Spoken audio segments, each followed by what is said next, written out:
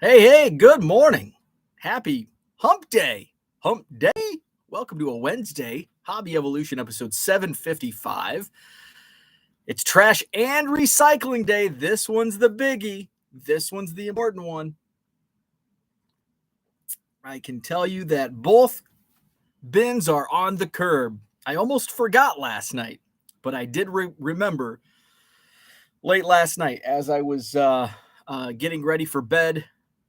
Well, before I went upstairs to go to bed, I'm like, oh, it's Tuesday night.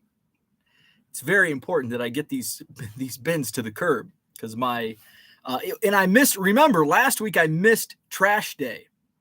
It was only trash day, so that's okay. We can miss trash day, but I can't miss it twice. My trash was getting full. The recycling was overflowing. So we got those bins to the curb. Man, we've got some nasty weather. Like, I had trouble falling asleep, and I am not I can fall asleep like standing up. If I'm tired, I can fall asleep unless I'm on a bus or an airplane. I cannot sleep on a bus or an airplane. Anywhere else, out like a light. But I could not fall asleep last night. It was blowing, windy, rainy. So it's just nasty. It's still nasty right now. It was nasty at 10 o'clock last night. It was blowing like the wind. It was so windy and loud, and like my gutter on the side of my house, I could hear it rattle, keeping me up. And it's still nasty this morning. Biscuit was not happy with her potty this morning with the blowing and rain. So hopefully that ends. Hopefully it doesn't turn to snow this week.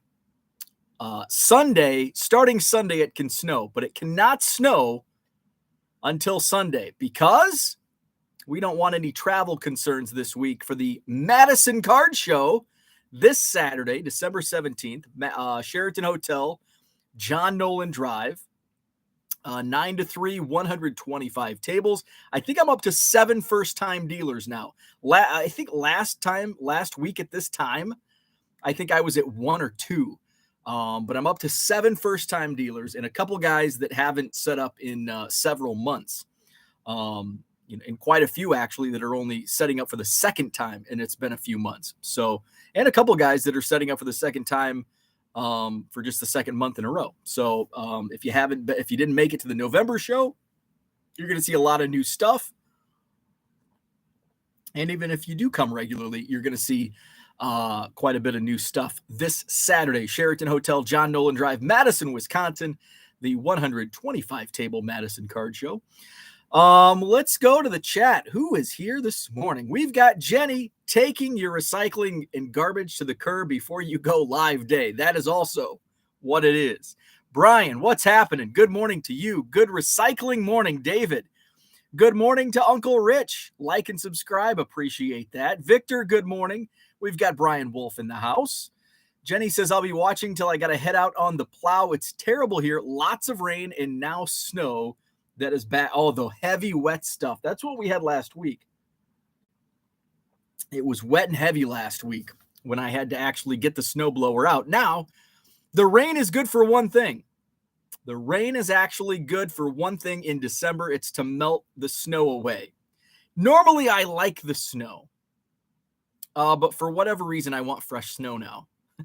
Sunday. After Sunday, it can start snowing and we can have a white Christmas. Normally, for some reason, it's like, get the snow out of here. Which means I'm in for a long winter. It's December 14th and I'm already wishing the snow away. And we've only had one snowfall. Oh, it's going to be a long winter. Long, long winter. Paige and Deanie Bean, what is happening? We've got Dean and Andrew in the house.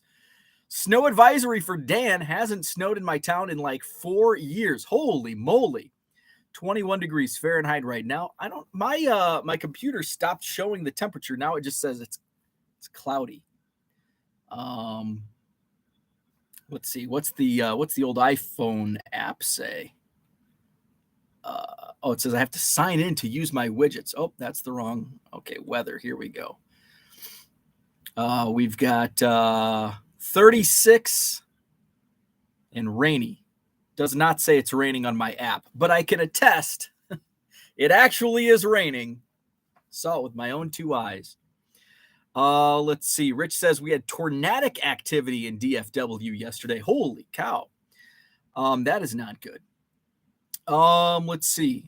Victor says another player signed. What are we doing? Correa signs with the Giants 13 years, $350 million. And yes, please no snow on Saturday.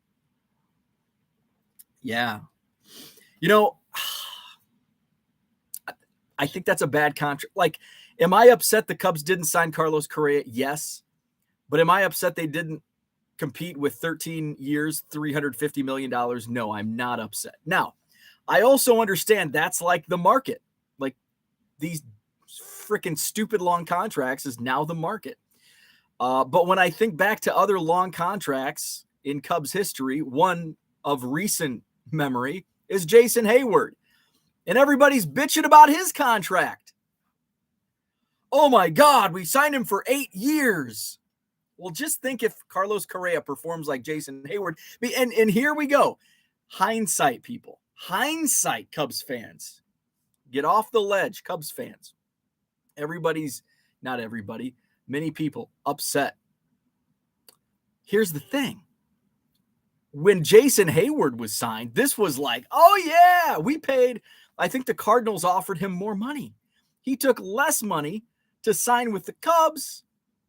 And look what happened. Look how that turned out.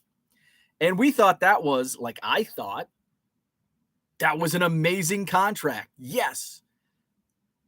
And it wasn't. He had some bright spots. But I'm not upset with not signing Carlos Correa to 13 years. Plus, there's the whole asterisk. Like, I did not banging on the drum, whatever. I'm okay. Hey, let the PED guys in the Hall of Fame. So should it be a double standard in me, like cursing the trash can drummers? Hey, they were what's the word I'm looking for?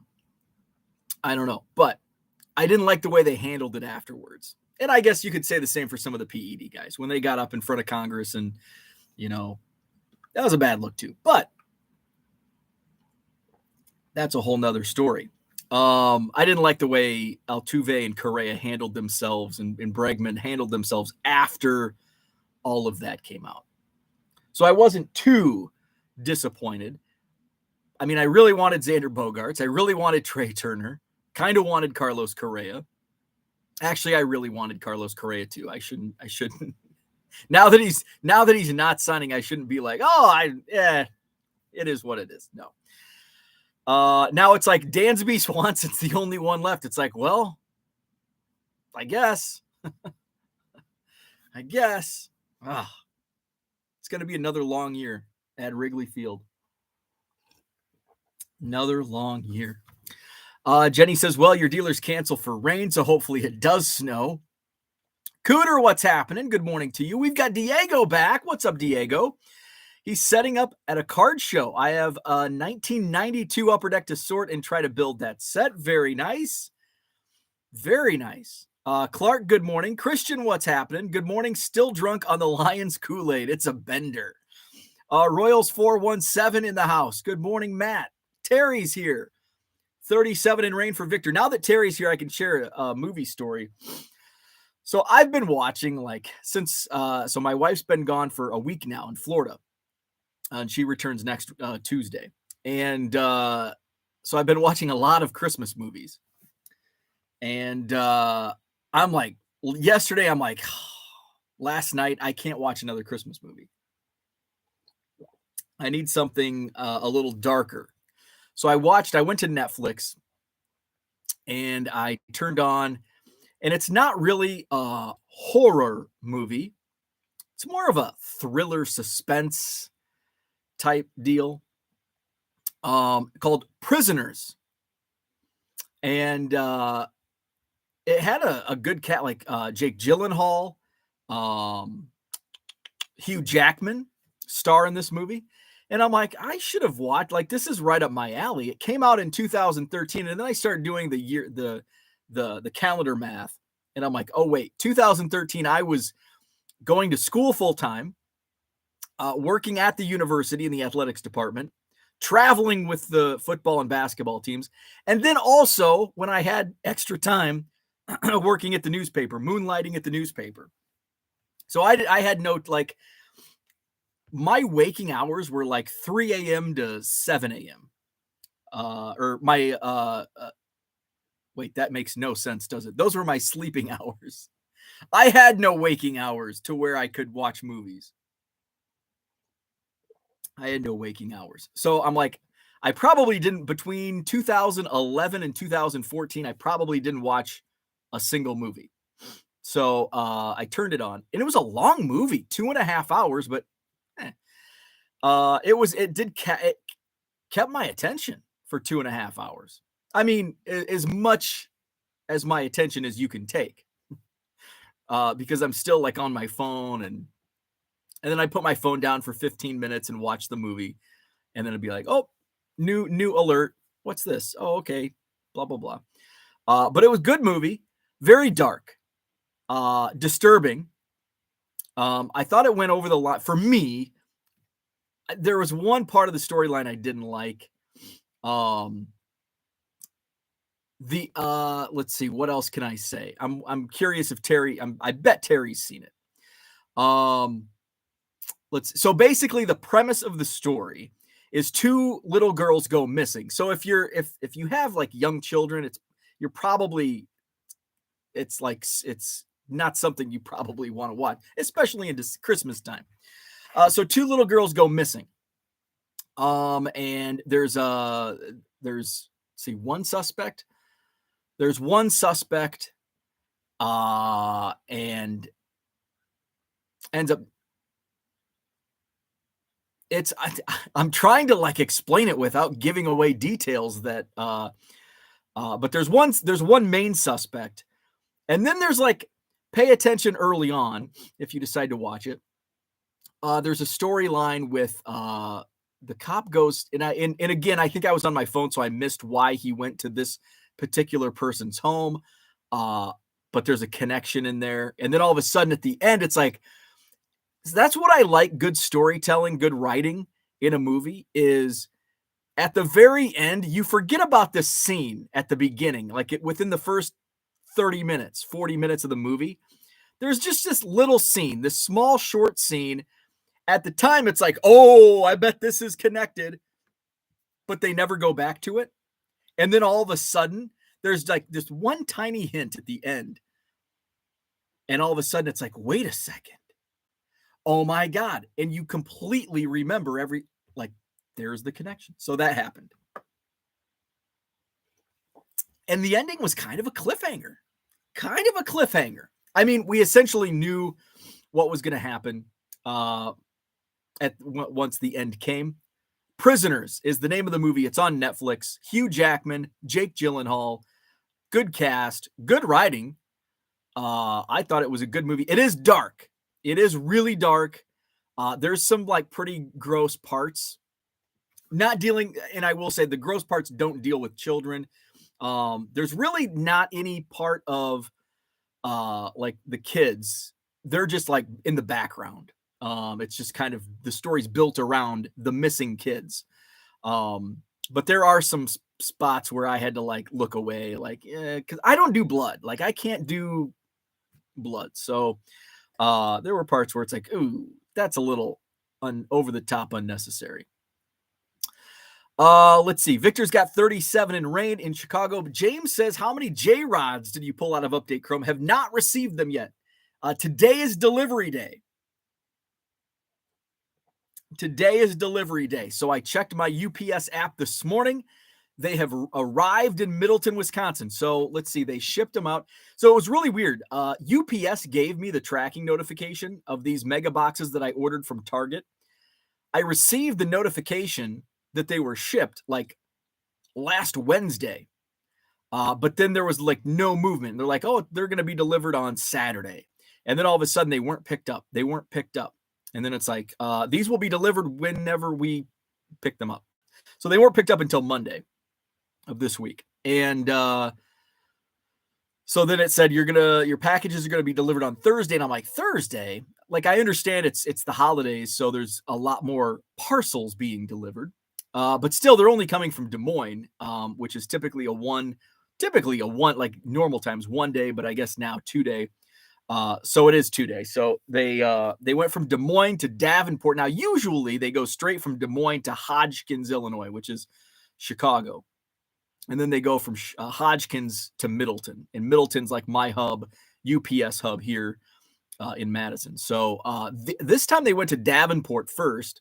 So they went from Des Moines to Davenport on Monday, and then from Davenport to Hodgkins. And they got to Hodgkins like yesterday morning, but then they didn't leave Hodgkins until last night, last night, and then arrived in Middleton like at 2 a.m. or something. So they are hopefully on a truck.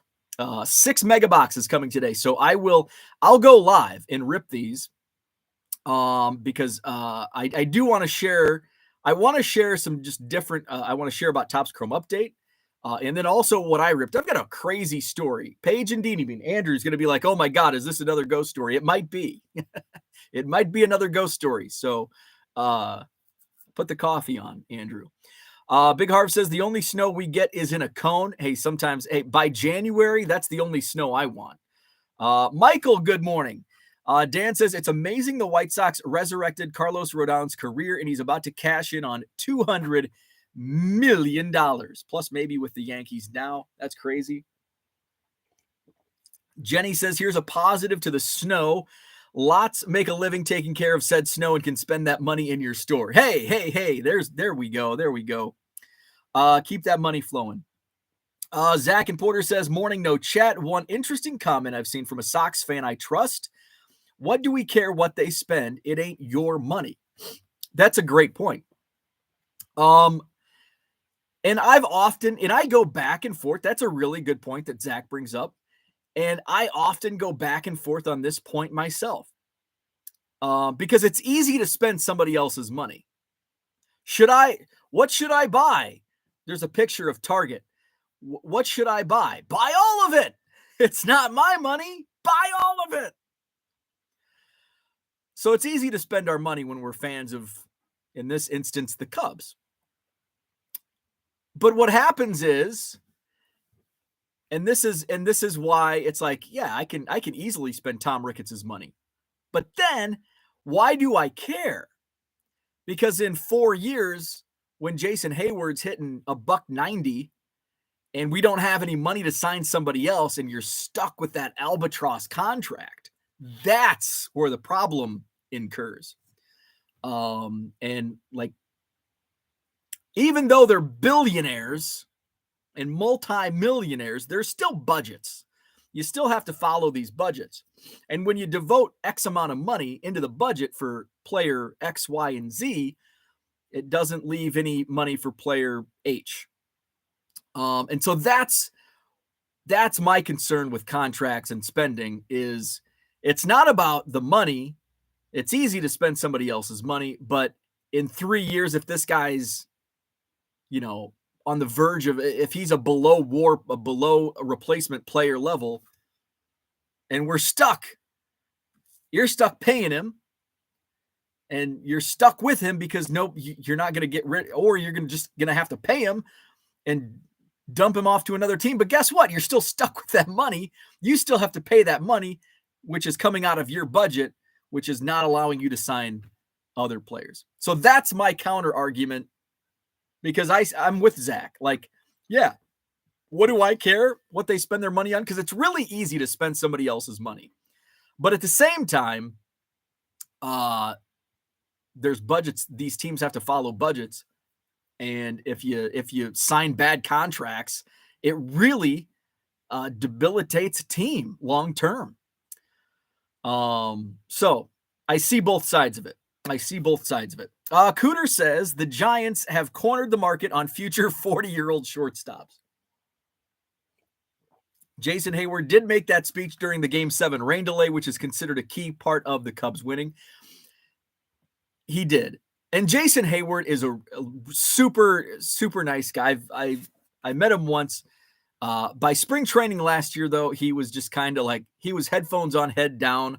But early in his Cubs career, he was super nice, outgoing. And I wonder how much of that rain delay speech is just like folklore. Like I wonder, like, if I were a fly on the wall, what actually happened in that? Was there a speech at all? Maybe he spoke up to 3 guys and those 3 guys ran with it. Maybe it did happen. I have a feeling that Jason Hayward rain delay speech in 75 years is going to be talked about like the Babe Ruth called shot. And it's like 50-50. Did Babe Ruth actually call the shot?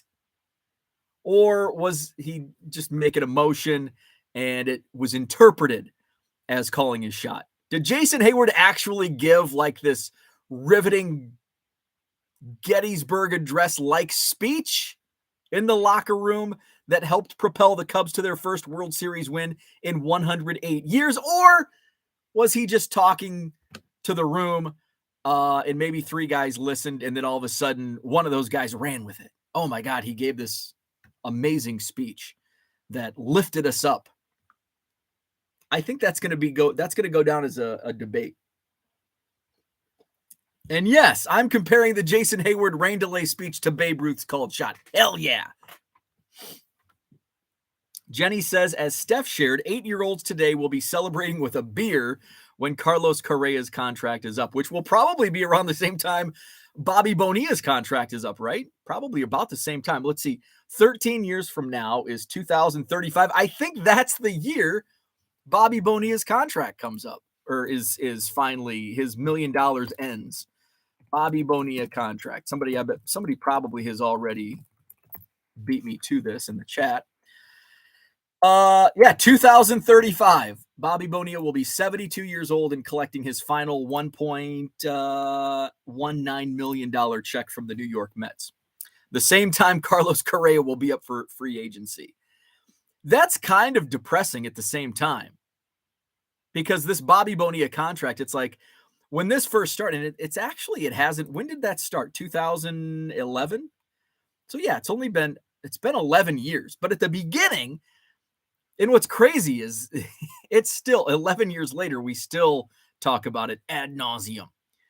But at the beginning, it's like, oh my God, this contract's never going to end. And now here, baseball players are signing contracts that will end at the same time.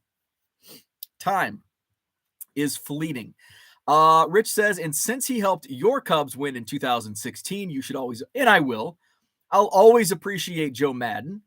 But Joe Madden made a lot for me. And remember, I'm not a baseball manager. I've never played professional baseball.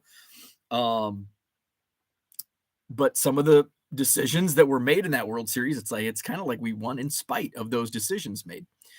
Let's see. Where are we at in the chat? Big Harv says, where does Crawford play now? San Francisco has a Gold Glove shortstop. Ed is with us. What's happening, Ed? Crawford will move positions. He's in his mid-30s. Andrew says it's Trash Pandas. Mark Marinello, what's happening? Good morning to you. Brian says Jason hasn't been right since getting hit in the face. That's a good point. Joe Caprino, 1 month from Cubs convention. Schedule is being released tomorrow. I saw that, which normally they don't release like a schedule until I don't even know. I don't think they have. Joe maybe can help me out. I don't think they've ever released a schedule ahead of time, because I remember people getting there Thursday night and they'll put the schedules up throughout the hotel, the Sheraton Hotel, not on John Nolan Drive, but on, where is the Sheraton? Along the Chicago River. And people on Thursday night, it's like, who's the first that can tweet out the schedule for CubsCon on Thursday night? But Ian Happ, they've been slow. It's almost like it's kind of unique what it's not unique, but it's neat what the Cubs are doing. They're sending emails out to their email list with a kind of an advent calendar. It's like, on this day, blah, blah, blah. So the first Advent Day, they announced that the 2023 Chicago Cubs Hall of Fame nominees will be announced, which is kind of like, I take the Cubs Hall of Fame with a grain of salt. Jose Cardinal is in the Cubs Hall of Fame. It's like, not really on my short list, not even really on my long list of players or people involved with the Chicago Cubs that I would consider Hall of Fame. Jose Cardinal, not one of those guys. Was he like a semi-iconic player in the 70s? Yeah, sure. Hall of Fame? No.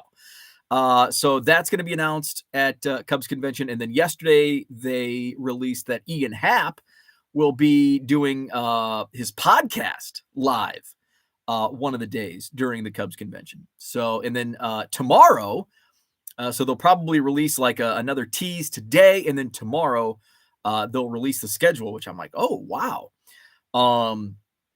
I did hear from a reliable source that there's not going to be like vendors. Like, so if you've been to the Cubs Convention, like where they do, so the Cubs Convention, for those that haven't been, and I'm sure most people haven't that are listening or watching have not been to Cubs Convention. So it's at the Sheraton Hotel. So I can just walk you through. You walk into the lobby, and there's just people everywhere in the lobby hanging out. There's graphers sitting on the couches waiting for Bobby Dernier and Steve Trout to walk through, and Jody Davis. And then you walk straight back, and the organ. Gary Pressey was always play the organ. He was retired recently, the organist at Wrigley Field. So maybe John Benedict is playing the organ in the hotel lobby. You veer off to the left, and it's the hotel bar, where you can find me on Saturday night instead of at Cubs Bingo, having a beer with Bobby Dernier. And then you walk further that way. There's usually like the Score 670 or another radio station doing their live hits, live shows from the Cubs Convention. And then that's also like on day one, in line for both meet and greets and the Cubs garage sale, which is like my first stop. Cubs garage sale line. You can get like, basically it's deals on stadium giveaways, and there's grab bags is what I always buy. Grab bags filled with bobblehead. There's usually a bobblehead, like a hat and a shirt, other trinkets that they gave away at stadium giveaways. And then, so that's on like the main level. If you go upstairs, that is the like where the ballrooms are. So that's where like Cubs Bingo is. That's where the breakout sessions they have, like meet the owners, and they'll do like a panel, and meet the minor leaguers, and they do a panel. 1984 Cubs reunion with Steve Trout and Bobby Dernier, and they do a panel. Q&A with Jed Hoyer. All those panels, those are on the upstairs. And then if you go downstairs, downstairs is like they have the autographs, like 5 autographs in line. So like every hour there's 5 new players that come up on the stage. And then in the past, they've had like vendors where it's basically like a card show, a memorabilia show. And there's like merch, Cubs, the Cubs store is down there. So they've got all the official Cubs merchandise. There's the Cubs Authentics, which is like the first stop I go to. That's where like game used jerseys, hats, batting helmets, cleats, bats. Did I say that already? Balls, bases, everything game used is there. So apparently they're not doing like vendors. They'll still do, I assume, they'll still do Cubs Authentics in the Cubs team store. But it sounds like there's not going to be like just a random, merch section or whatever. So I don't know what they're going to do with that extra space if they do away with that. Because Club 400 wanted to get a space, and they said they weren't doing that this year, which kind of had to scratch my head at that. That was it's a pretty big hit. And it was also good. Like you could buy, like dealers would have like 8x10s. Like I bought like a Paul Russell 8x10 he was signing. So I could get an 8x10 signed. So just stuff like that. And then below, one level below, is the parking garage, which is transformed into more autographs. And so there's usually like 10 autograph lines at each time, like every hour on Saturday and then Sunday morning. So lots of autographs. I usually come away with around 30 autographs at each Cubs convention. 25 to 30 autographs is typically what I come back with. So that's my Cubs convention. And we'll talk a little more Cubs convention as we get closer, which is, by the way, closer. It's only a month away. That's kind of crazy. Dan wants to know if I've watched White Christmas with Bing Crosby, 1954. Yes. It's not something I watch every year, but yes, I have seen it a few times. Herman, what's happening? Good morning to you. Terry says, I have not seen that. Don't think I've ever heard of it. I'll check it out. Yeah, I had never heard of it either, but also that was in the time where I was not really watching movies. Prisoners with Hugh Jackman and Jake Gyllenhaal. Andrew says, wait, it's got to be your bull. Jenny says, do you think Target packages and prints and holds shipping until release date? No. Because I think the official release date is today. Yeah, today's the 14th. So today's the official release date. Some people were getting their packages. I think I saw some people having theirs by Saturday. So they did not hold, some of them I think they did hold, but I saw a lot of rips yesterday. I know there were a couple that received them like Saturday. A buddy of mine actually picked some up in store. He went to a Target yesterday, and the Target the XL rep was stocking, and he had Topps Chrome Update already on the shelf yesterday. Let's see. Andrew says, Bo, you did not sell that movie. Well, I don't want to sell it well. And then if you have kids in the room, or if you have kids, sometimes people with kids don't like watching movies where kids are kidnapped. So I don't want to be oh, it's the most amazing movie ever. And then you're 20 minutes in and it's this is horrible. This is terrible. Let's see. John says Hodgkin's sucks. Oh, Hodgkin's, Illinois. I'm like, Hodgkin's disease? Yeah, Hodgkin's disease does suck. Hodgkin's, Illinois. Let's see. Dan says Hodgkin's is 20 minutes from where I grew up. Dan says White Sox canceled their Sox Fest because there is nothing to celebrate this offseason. That's a shocker, because I've heard from many people that Sox Fest was not to par with Cubs convention, but was still better than most Major League Baseball fan fests. So I was really surprised when they canceled Sox Fest.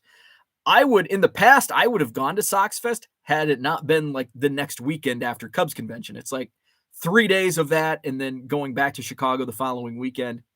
Not going to do it.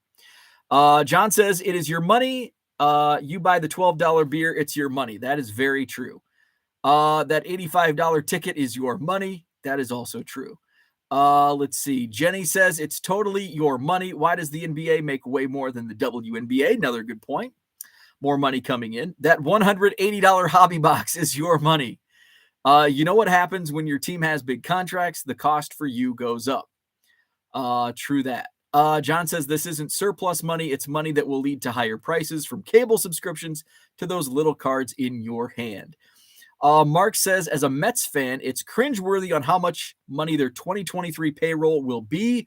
Uncle Steve did us no favors last year. $90 for a decent seat, $9 hot dogs, $15 beers, not to mention the Mets merch. Yeah. It ain't cheap. That's why I only go to 2 or 3 games a year. I think I can get a cheap beer for $11 or $12 at Wrigley Field. Then yeah, $9 hot dogs. I mean, shoot, a bleacher ticket at Wrigley, not even during a World Series contending year, is going to be $90 to $100 for a bleacher seat. Now, last year, I will say, last year's tickets were much cheap. You could get some pretty good deals because there's not much of a draw. The Cubs weren't good at all. And none of the superstars were no Chris Bryant's, no Anthony Rizzo's, no Javi Baez. So let's see. Also, crappy contracts lead to higher ticket prices and lower access to afford to take the family to the ballpark. Steve Cohen is the richest owner in baseball. Saber Podcast has a great section on this. Cooter says, no, he didn't call the shot. I'm with Cooter on it. I don't think he called the shot. I think it's just One of those old, is it old wise tales or old wives' tales? It's one of those tales. Tall tales. Paul, what's happening? Good morning. Really hope Madison isn't a super spreader Saturday. Been sick all week, and a lot of other people I know have been too. Well, hopefully you don't bring the sickness to the Madison Card Show. If you're sick, stay home. Madison Card Show is this Saturday. I hope to see you there unless you're sick. If you're sick, don't come to the Madison Card Show. Stay home and get better. Mark says, good point, Jenny, which, by the way, here's something I found very interesting. Speaking of sickness and like crap, the crud is going around. There's a lot of crud going around. Paul says he's been sick. I was at Walmart the other day, and I bet half the customers in Walmart, which really shocked me, were wearing masks. And then I had to drop off something for my wife's grandma at the nursing home yesterday. So I grabbed a mask because I just assume hospitals, nursing homes with like elderly, they're probably you're required to wear a mask. So I grabbed my mask, I put it on, I walk in the door, the lady at the front desk, no mask. I look out, not a single person wearing a mask. Walmart, of all places, 50% of the people I see at Walmart wearing masks. Nobody at the nursing home wearing a mask. I found that odd. This isn't like a political statement on whether to mask or not to mask. It's just an observation that I found very surprising. I even texted my wife. I'm like, okay, I dropped it off. Guess what? I find this really strange. Mark said, John's right. Higher contracts lead to higher advertising costs, which leads to higher everything for the fans. According to Charlie Root's grandson, the called shot did not happen. He happens to be a coworker of mine. Interesting. That's pretty cool. Charlie Root, by the way. Was Charlie Root was he a player manager back then? Charlie Root. I know he was on the team, the Cubs.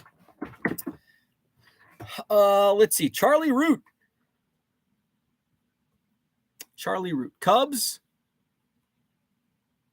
Cubs career 1926 to 1941.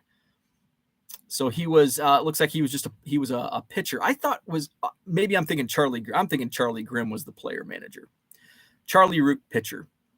That's pretty cool. So Big Harv works with Charlie Root's grandson. The called shot did not happen. Of course I wasn't there, nor was my grandfather, but I just think it's a tall tale. So I'm glad to hear that Charlie Root passed that on, that it's just a tall tale. Did not happen. Jenny says, don't ask me what year is in X years. I suck at math this early. Ask Keating. John says, speaking of Keating, Chris Davis from the Orioles also has a ton of deferred money coming. Bonilla was the Kurt Flood of 401ks. Let's see. It's actually, there's quite a few deferred contracts in baseball. Quite a few. And Bobby Bonilla certainly wasn't the first. I think Rick Russell had a deferred contract with, he might have had a deferred contract with the Cubs during his second stint in the mid 80s. But yeah, deferred contracts, nothing new with Bobby Bonilla. Let's see, but that's what the internet age will do. Morning card hobbyist, what's happening? Good morning, Red Light 34. Mark says, I take my family to one game a season. It's at least $1,000 a day, $1,000 day. Good thing we love baseball. Holy crap. That's Red Light 34. Appreciate that. Joe Caprino says, this is my first one. Can't wait for bingo. You'll find me in the hotel bar during bingo. Let's see. Crawford is turning 36 and has 1 year left in his contract. He'll play third. Rich says Jose is a Cubs Hall of Famer for his great afro. He did. Hey, he had Hall of Fame hair. Jose Cardinal, Hall of Fame hair, Hall of Fame personality. Jose Cardinal, Cubs Hall of Famer. I guess if you're putting personalities and hair in the Hall of Fame, he's a Hall of Famer. Let's see. Jenny says, Mark, that's why, in my opinion, the only games worth going to are minor league baseball, way cheaper. I love minor league baseball. Victor says, Cardinal fan, but no, not a Hall of Famer. Jose Cardinal is on my all-Afro team. Matt says, Royals owner can't spend on FanFest this year, so he can go around garnering support for a new stadium. Dan says, who played the organ at the last Club 400? That was John Benedict.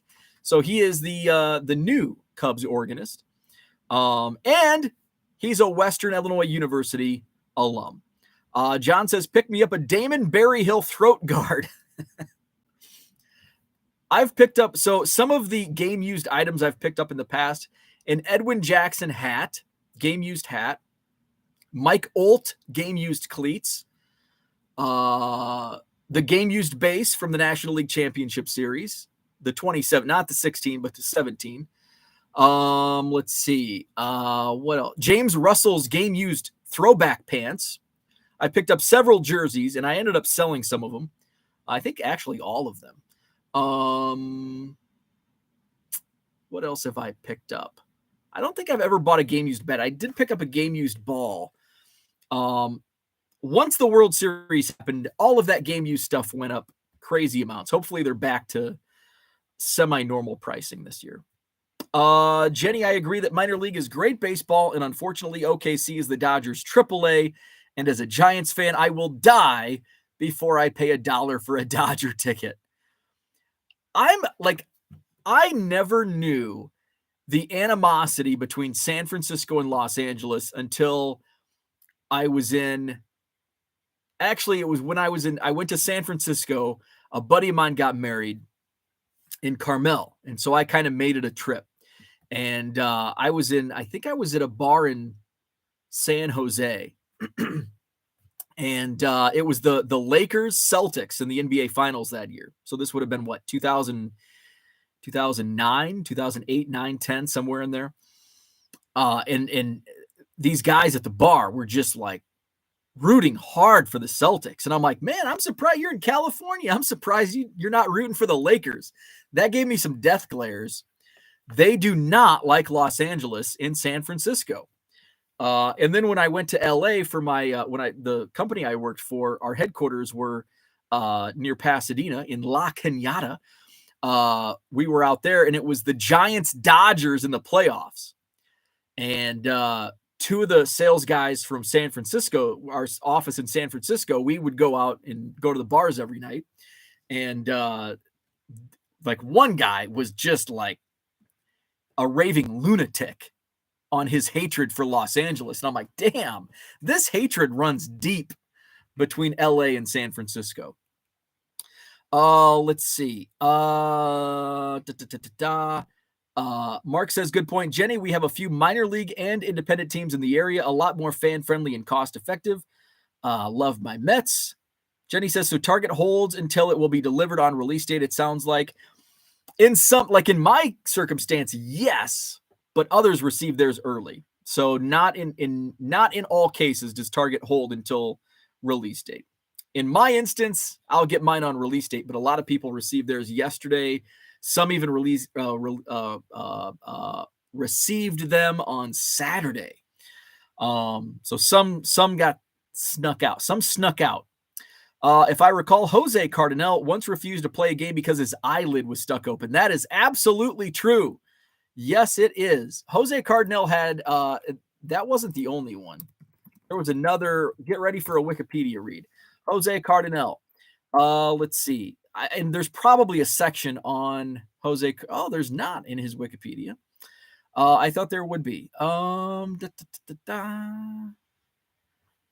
Let's see. 1973, Cardinal led the team in batting average, doubles, and stolen bases. He was the Cubs Player of the Year in 1973. Famously temperamental, in 1974, Cardinal was at odds with the Cubs management and notoriously refused to play the season opener, claiming that he was injured because the eyelids on one eye were stuck open. I thought there were others, but apparently not. Apparently not. At least not according to Wikipedia. Let's see. Card Hobbyist says, I'm lucky enough that my local minor league team is an affiliate of my favorite major league team. That's awesome. My local minor league team is an affiliate of the Marlins. Previously the Oakland A's. So it was just kind of wah-wah. But now my favorite team, the Cubs. The South Bend Cubs are in the same division, so at least they come to Beloit twice this year. They actually just released the schedule this year for the Sky Carp, the Beloit Sky Carp, an affiliate of the Marlins. Let's see. John says, have kids and have them get kidnapped, or don't have kids and not have them take care of you when you're old. There you go. There you go. Have fun, everyone. Time for me to start the day. Thank you, Uncle Rich. 4-leaf cards in the house. What's up? Morning to you. Let's see. Max. What's up, Max? It's Madison. Of course, they're wearing masks at the store. Healthcare, though, is a little mind-boggling. John says, are we talking Babe called shot? I thought it was known that the Babe was reacting to the Cubs bench heckling him. Jenny says, I enjoy the people that get in an uproar about opinions of people wearing masks still in stores. So like maybe that person is in chemo and it's not seen, just their mask. I agree.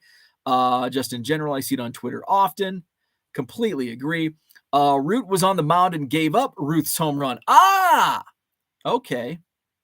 I should know that. I totally should have known that. Heading out. Thank you, Mark. Sex bots are here.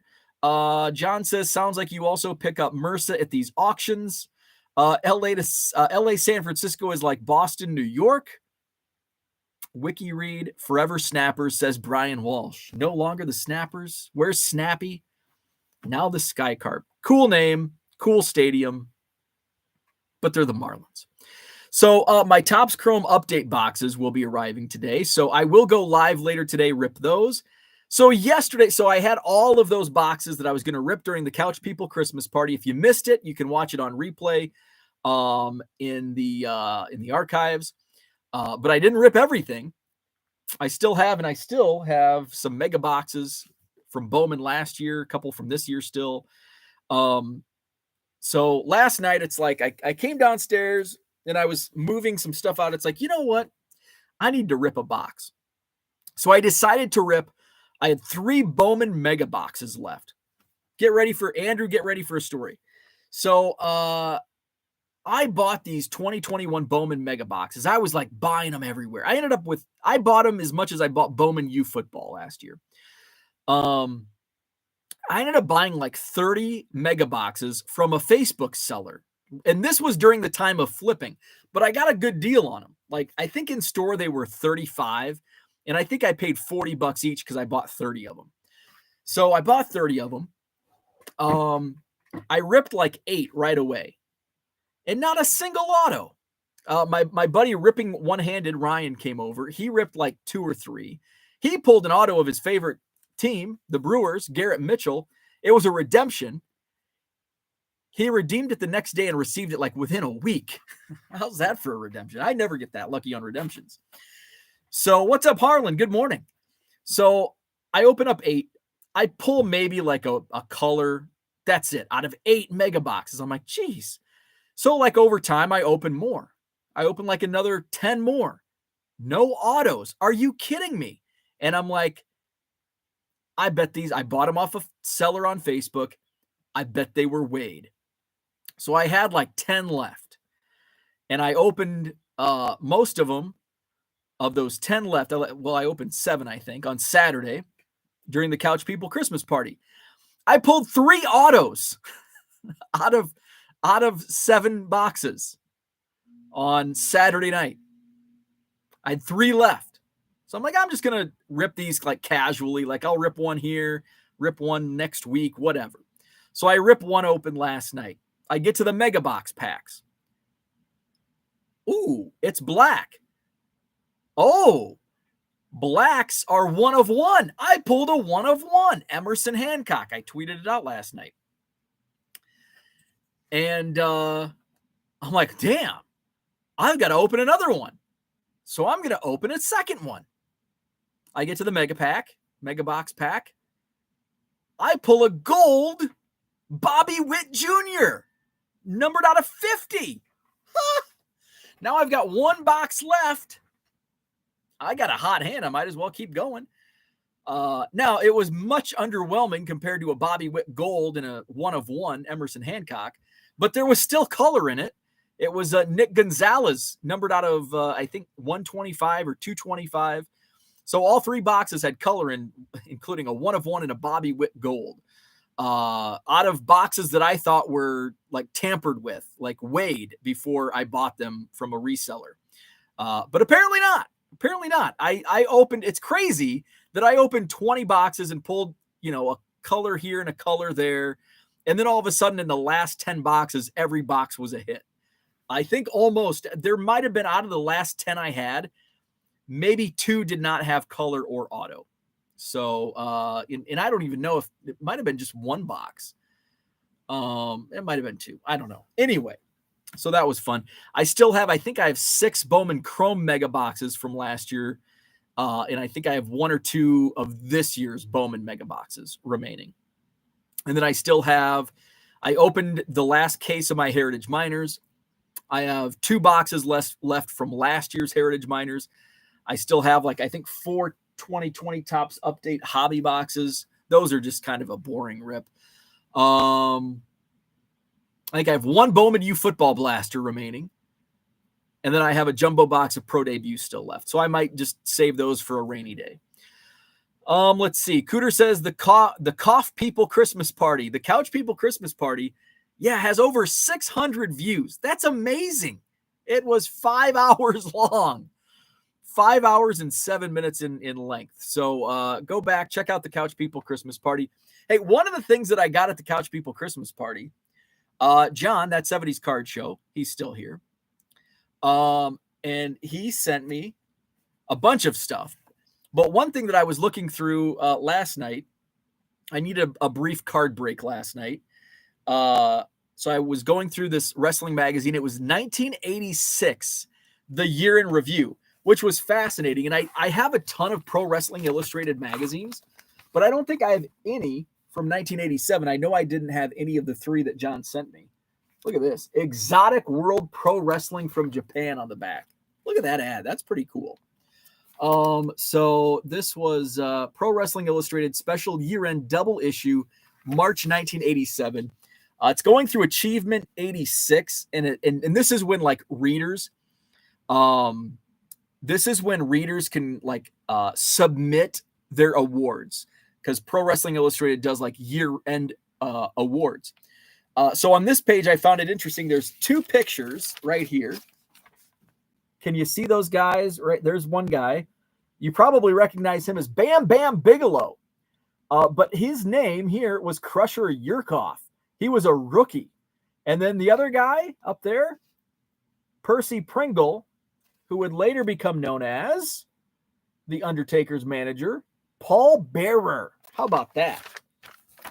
So Paul Bearer, or Percy Pringle III, as he was named in 1987. Captain Kangaroo Lookalike, Percy Pringle III, submitted by Johnny R. Tibbs Jr. from Kenner, Louisiana. And then Bam Bam, Best Tattoo for Bam Bam Bigelow, who was known as Crusher Yurkoff.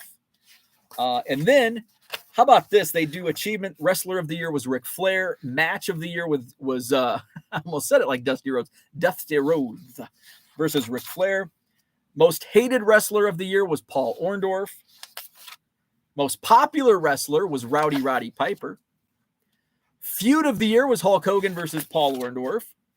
Captain Lou Albano was the Manager of the Year. Most Improved Wrestler was Bam Bam Terry Gordy. Inspirational Wrestler was Chris Adams. How about this? Rookie of the Year, 1986, Lex Luger. And Bam Bam Bigelow was first runner-up, ahead of Sting. How about that? And then Tom McGee. There's actually a fascinating story about Tom McGee, who you've likely never heard of. And he was not a jobber enhancement talent. But it's I think there's a documentary on either WWE Network or YouTube about Tom McGee. So Magee. I won't share the story here, but look it up if you're so inclined. John says a lawyer collector will file suit against a player directly regarding redemption someday soon. Dystemic, what's up, Micah? Good morning to you. What's the total time watch on Saturday's show? That's a good question. I know when I looked it was over 200 hours. Let's see. The watch time wasn't as much as I would have expected, being that the show was 5 hours, but I know most people weren't watching all 5 hours. Content, couch people, Christmas party. If you've got 5 hours, tune in. 635 views. That's crazy. I thought it'd get like 100. 238 watch hours. 238 hours of view time. That's pretty crazy. So just in comparison, so let's do. So that was Saturday night. My Saturday Hobby Evolution show was an hour and 15 minutes. Oh, it had 196 hours of watch time. My Hobby Evolution is longer watch time. Free for All Friday had 116 watch hours. Lazy Sunday, my Sunday show had 96 watch hours. Sundays are usually the lowest viewed Hobby Evolution, unless it's a card show review. Those tend to get more hours viewed. MKB Man 45, what's happening? Jenny, drop that link to your eBay store. Cooter says, see what you did, John. You have encouraged wrestling talk. Yes. Let's see. Everybody boo John. Andrew says, I can't do. I'm also a wrestling nerd. I knew I liked you, Andrew. I knew I liked you anyway. But now we have wrestling nerddom in common. So that's what I had for today. Speaking of wrestling, though, real quick, John also sent me a while back a pack of 1990 classic WWF cards, which brought up nostalgia for me personally, because I remember buying. They were in. So this was like the actual pack that came in a box. They also had like blister packs. I think it was like 25 card blister packs for 99 cents. And I would, like, instead of buying 2 packs of Topps baseball, I would buy a blister pack of WWF from the IGA in Anawan. And my buddy Mark was here for part of the Couch People Christmas party on Saturday, and he saw the pack. He's like, oh my God, is this what I think it is? Are these is Hulk Hogan and Ultimate Warrior in these? I'm like, yeah. He's like, oh, I remember buying these at the wherever. So Ken, I don't know if Ken's watching or listening. We were going to do he can't find his pack. We were going to do a battle. So I'm still holding my pack unopened because I want to do a battle, whether it's with Ken or somebody else. So if anybody else comes up with a 1990 classic WWF pack, I'd love to do like a pack war where, thank you, Herman. There's a link to Jenny's eBay store. I'd like to do a pack war, and it can be like, okay, who's this card? I pull Hulk Hogan and they pull Ultimate Warrior, and it's like, oh, who would win? And what I really wanted to do, I really wanted to nerd out and find a website like, what's your all-time record? And I think there's like wrestling database, wrestling data. I wonder, one of these, there's a few pro wrestling databases where it has like head to head, and we can see like who would win the pack war. Like, okay, when it comes down to Hulk Hogan versus Ultimate Warrior, let's do Hulk Hogan.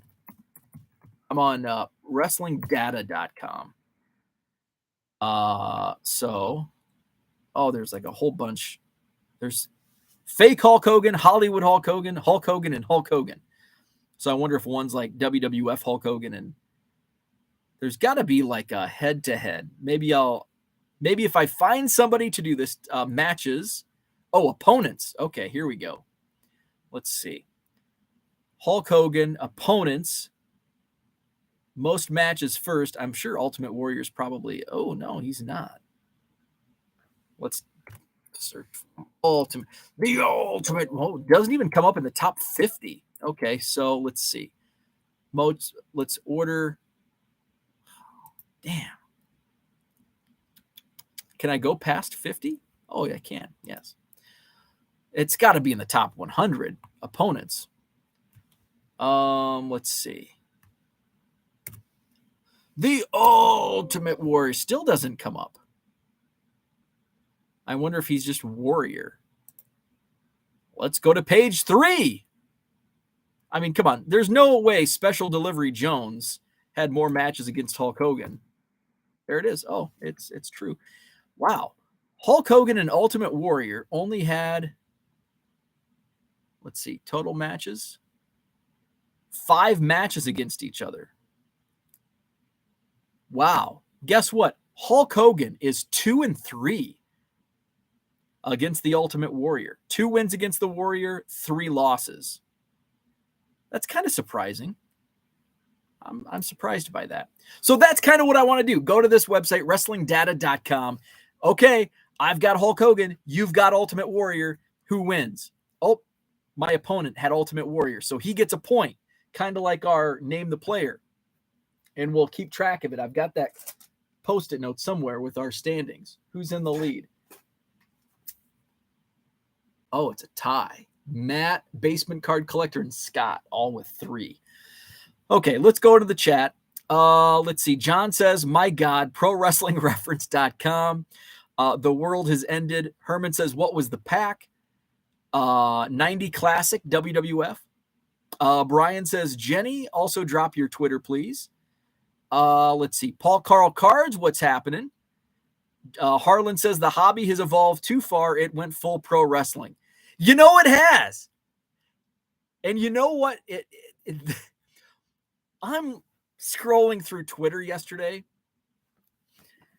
and I think it was actually Dan who brought it up. I'm scrolling through Twitter, and I see a Twitter feud between the owner of Leaf and the owner of PSA. Really? Now, Nat Turner's tweet was like head scratching to me. I mean, you can have opinions, and like I can understand his opinion on autographed cards, but it's like you also are the owner. Like, I get the opinion. But also at the same time, if you're the owner of a company that's like kind of your bread and butter, like part of your like thing. But then I thought, you know what? I talk crap on soccer cards, and I've got soccer cards in my eBay store, but it's also like 0.2% of my business. If that, it's not even that. 0.02% of my business is soccer cards. So I'm scrolling. I'm like, really? A Twitter beef between Nat Turner and Brian Gray? What? Now with Brian, I'm not surprised. I like Brian Gray. And so I'm not surprised that he gets in Twitter beefs, but I was a little surprised that Nat Turner engaged. MKB Man says, Bo, if you have 3.5 million cards with 30,000 listings, you have less than 1% listed. Do you think you will ever get through them all in your lifetime? Absolutely not, because most of those 3.5 million are not like store inventory type cards. So in fact, if anybody is in this area in Wisconsin, or if you're willing to drive to Wisconsin, I've got a lot of bulk that I probably have 1 million cards that I would sell in bulk, because I want to get rid of it before I move, because I don't want to pay movers to move junk. And it's commons, it's picked through, it's commons. It's going to be a lot of 80s and 90s, but there's also going to be a lot of new stuff as well. So if anybody is interested in like 1 million cards, I'll give you a good deal on it. Like fraction of a penny per card. John doesn't like Brian Gray. Max says both those guys are bums. Paul says Brian Gray starting Twitter beef is just Monday through Sunday. It is. He said he was going to take a break from it like a couple weeks ago, and here he is. He can't resist. Cannot resist. John says owner of PSA needs to run his company, not suddenly become chief customer service guy on Twitter. I found that surprising too. I mean, I think it's cool. I think that's great. I think that's great that he's taking, and here's why I think that's great. Because most owners of companies don't care. And we say, like, most people, oh, the owner doesn't care. He's just in it for the money. He doesn't care about his company. But here he is. Here's an owner of a company that is at least showing, maybe he doesn't care, but at least he's showing effort. I like that. To be fair, the guys actually running customer service are garbage, so Nat kind of needs to step in. That's also true. Especially after watching Ty's videos on bench clear. That PSA's customer service sucks. And non-disclosure, like, come on, get out of here. That's garbage. Max says Nat is 100% in it for the cash. Well, yeah, of course. He's running a business. You have to be. I sell cards on eBay. Am I doing it for fun? Well, yeah, I am doing it for fun, but I'm above everything else. It's how I make a living, so money does count. I'm sure he hired a consultant that told him PSA needs a face of the company. It might. I think it's important because so many companies are faceless, and I think it's important to have a face of the company that I don't think at the same time getting in Twitter beefs of other owners of hobby companies is not the best look. John says it's not in his DNA to be the face of the company. Leaf is Brian Gray. That's true. Paul Heath, what's happening? Good morning to you. So that's what I had for today. So I will go live later today whenever my UPS delivery comes. 6 mega boxes of Chrome Update. Let's see. Are they on a truck? I want to see these on a truck. Because I think they come through my neighborhood twice a day. It just says processing at UPS facility. UPS will be in your area and will deliver your package a day early. So fingers crossed that comes to fruition this afternoon or late morning. Paul says it keeps PSA Leaf top of mind in the market, so it's a win for both of them. That's true. We're talking about them, right? We are talking about Leaf. We are talking about PSA. And I think most importantly, what are we not talking about? But we're also not talking about PSA's shitty customer service and non-disclosure agreements. Paul nailed it. Bo, I'm going to have to grab a pack if you want to do that. Hell yes, I want to do that. Yes, that would be fun. Pack Wars. We'll open the pack. We'll do it live. Pack Wars. We'll go to WrestlingData.com. Herman and I can both have it up. We can compare, and we can just hang out. It's not going to be produced. Are any of my videos produced? No. So we'll just have fun with it and hang out. That's what it's all about, right? It's just about fun, hanging out. It's the hobby. Needful Smack Talk. So that's what I had for today. Thanks for tuning in. It's Wednesday. The trash, the recycling, they're on the curb. Hopefully the mega boxes will be delivered today. We'll go live with that today, tonight, sometime. So thanks for tuning in. Great chat as always. Appreciate it. Hit the like button if you haven't already. Subscribe to the channel. My eBay store, there's still some basketball auctions going on. So check those out. I don't think there's any ending tonight, but I do have some ending tomorrow night. I have just a few ending on Friday night. And then the last of the auctions are ending Sunday night. So check those basketball auctions. There's autos, there's relics, there's prisms, just a lot of cool basketball cards if you're into basketball. So those auctions are ending throughout the week. I added a few hundred more cards to the eBay store. Might add a few hundred more today.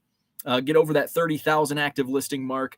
So come check out the eBay store. Link is in the description. So with that, I bid you adieu. Have a great Wednesday, and we're back at it tomorrow morning, 7 a.m. Central. See you then.